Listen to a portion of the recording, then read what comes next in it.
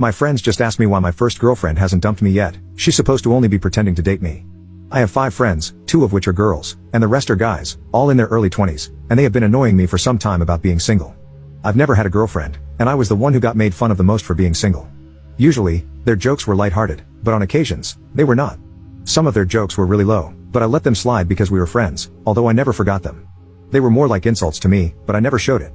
About 2 months ago, they introduced me to a girl, let's call her Emily, and we became friends pretty quickly. Soon, we discovered that we have a few things in common, so our friendship turned into a relationship. Considering we were early into the relationship, things felt a bit weird for me. We bonded really quickly, and we enjoyed spending time together. 2 days ago, I went out with 2 of my friends.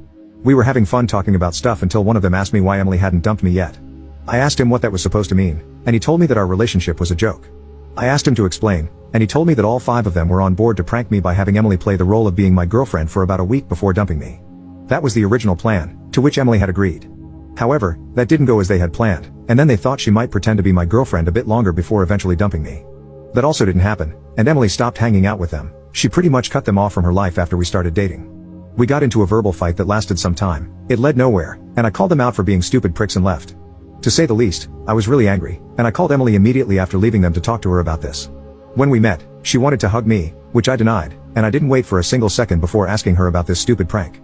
She became pale on the spot and started crying and apologizing for it. She admitted almost immediately that she was indeed on board with that, but she also said that she dropped the prank entirely and decided to stay because she genuinely likes me. She likes that I treat her with respect, trust, and kindness. I asked when she was planning on telling me this, and she told me that she didn't know when or how to even say it. She said that she doesn't want to play with people's emotions, and that even agreeing to this was incredibly wrong. However, in hindsight, it turned out well because she met me. That's why she hid it from me. Our conversation didn't last long, and I went home. I blocked all my friends on all accounts, numbers, everything. I don't want to see them again. I don't know what to do with Emily. She keeps sending apologies, asking me not to break up, and that she will make up for it, but I don't know what to do. If she lied and manipulated me into this, what will she lie about or manipulate me into tomorrow? I would find this entire situation comical if it weren't happening to me. Right now, I'm so disappointed in everything, mostly in myself. Update 1. I had a proper talk with Emily, and I just wanted to share what I learned and how I will proceed forward.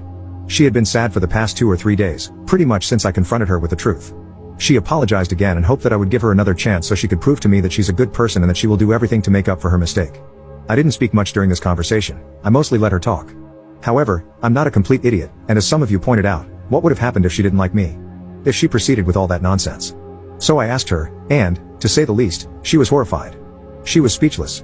I asked her what the end goal would have been if she didn't like me, playing with people's feelings before discarding and throwing them away like they're trash? She kept crying and said that she didn't know. She had no answer to what she would have done in that case. I told her that she really should think things through before doing them because this time she had luck on her side, and next time she will have to bear the consequences of her actions. She admitted it was a really bad decision and that she should have known better. She cried again, and she seemed embarrassed, perhaps because all that probably showed her in a really bad light, something she didn't want. In any case, she seemed really sincere, so I let it go. I told her that I would give us another chance, but under certain conditions: honesty, loyalty, and openness. If we encounter any problems, I want an open and honest conversation. We will also start from the ground up, and she will have to earn trust. She agreed to all of them and promised to do even more. She was really happy, and I don't recall seeing somebody so happy in a while.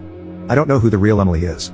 We have known each other for a short period, so I guess I will soon find out who she actually is. Some of you said that I should ditch her too. I thought about it, and I might sound selfish, but I have nothing to lose here, so I will risk it. I have never had a girlfriend or been in a proper relationship, so this could be a good learning experience. To me, this is a win-win scenario. If it fails, it fails. I tried my best. If it succeeds, even better, I have a girlfriend. Edit. I forgot to include this in my post, but based on what I heard yesterday and today, not all of them were actually on board with pranking me like this. While they all initially agreed to the prank, it wasn't supposed to unfold the way it did. The 2 individuals mentioned in the first post essentially pressured the others into participating, and those 2 didn't have anything good in mind for me. The rest simply went along with it, which doesn't make them innocent either, especially since this has been happening for weeks without any of them saying anything. Now, they're basically shifting the blame to each other just to make themselves look better. I have no intentions of seeing or speaking to those 2 ever again. As for the others, if they show genuine remorse, I might stay in contact, but I doubt it. I met the other 3, that is how I got more information on the situation, and to be honest, it was a sad sight. They only blamed each other.